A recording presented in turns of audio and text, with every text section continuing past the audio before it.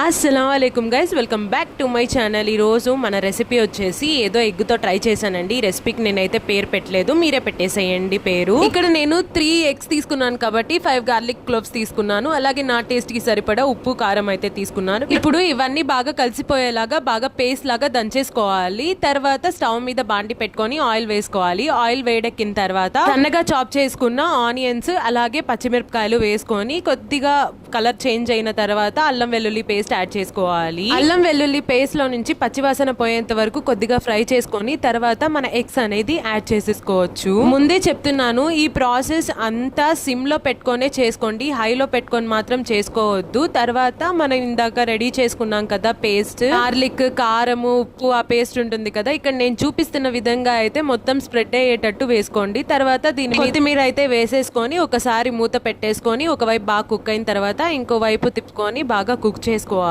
Final గా అయితే మన ఎగ్ రెసిపీ అయితే రెడీ అయిపోయినట్లే. దీనికి పేరు మాత్రం నేను పెట్టలేదు, టేస్ట్ మాత్రం చాలా అంటే చాలా బాగుంది. ఒకసారి మీరు కూడా ట్రై చేయండి, దీనికి పేరు కూడా పెట్టేయండి. Bye, thank you.